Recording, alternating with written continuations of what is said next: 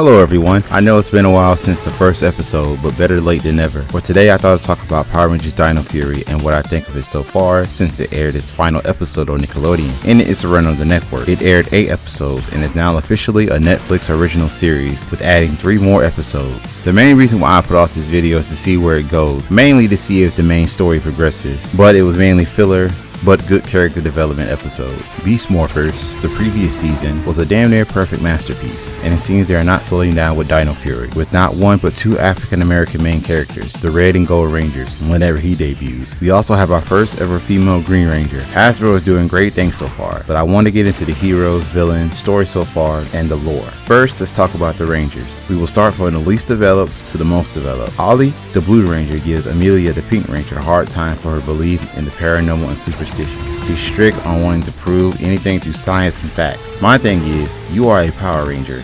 There has been time-traveling mutants, magical beings from another dimension, ancient monsters born from our pollution, almost annihilating the planet, and I assume he knows this, but he draws the line at ghosts? Get the hell out of here. But I also think that he really just likes Amelia. But hey, what do I know? Izzy is a badass, but also got kind of a stank attitude, but I think we'll get used to that. She quickly gets into her role as the Green Ranger. She is the most athletic out of everyone. Willing is important to her, but she is reminded by her cousin that helping people is more important than winning. She did learn this valuable lesson and stops to help a fellow rival after they hurt themselves. Javi is a music lover, to his father's dismay. I take that his father wanted to do something better with his life other than music, which brings the reason why he flipped out once he saw how much Javi paid for his guitar.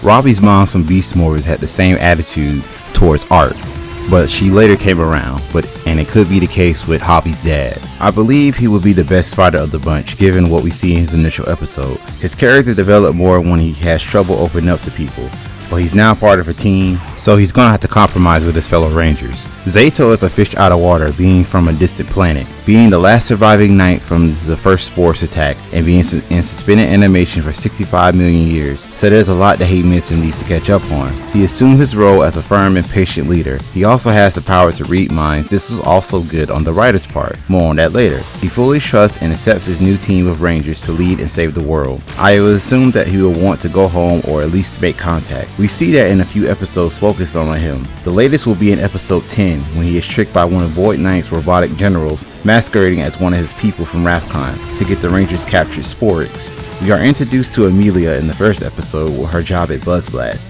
She's very optimistic and believes in the paranormal and supernatural. She has only been shunned or made fun of it from Ollie and Javi and Izzy's father, but it's not to the point where she's annoying about it. Her acting could lose a little work, but she's doing a good job of taking the mantle of the Pink Ranger. Even though in episode 8 we learned that Void Knight wants his Sporix to help save the woman he loves, this brings more mystery to the character. First, where did he get the armor from? Zayto only addresses it once. I will hope more will be explained in the coming episodes. Why does his weapon look like the Rangers and can use Dino keys? Could he be the first main villain to be a Ranger of sorts? Question rises on where Void Knight is from. Is he from a distant planet that the Sporix destroyed? Another theory is that maybe he wanted Rafkon's help after the Sporix were captured, but Zayto said no and he doesn't remember. I can go on to what his endgame is once his girlfriend is healed. Maybe she'll be the final villain. I don't know, we just have to wait and see. The story goes towards a legacy season, diving into the lore that is the Morphing Grid. During the mid-season finale, Zayto was able to communicate with the Ninja Nexus Prism, the source of the Ninja Steel Ranger's powers. It shows Zayto's the Morphing Masters creating the Inner Gems, the Dino Gems, and the Nexus Prism itself. The Morphing Masters also observe each Ranger's journey from start to finish. But what is the reason behind the Morphing Masters' observations? Better question is, if they don't want these sources of power to fall into evil hands like the Prism, for example, why are they just letting the Prism fly over the universe like that and risk being captured or used for evil? Or maybe like in Mystic Force, the Tribunal of Magic doesn't care for evil or good magic.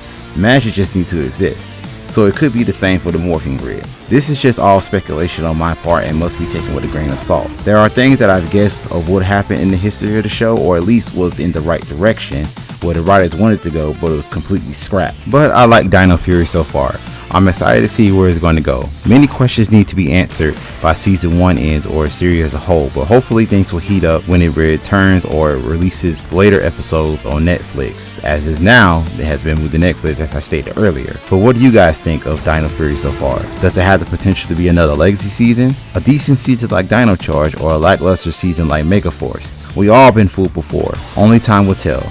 Oh, if there's a special type of video you want me to make, please let me know in the comments or email me. It will be in the description below. But I thank you guys for watching. Don't forget to like, subscribe, and share, and see you all next time.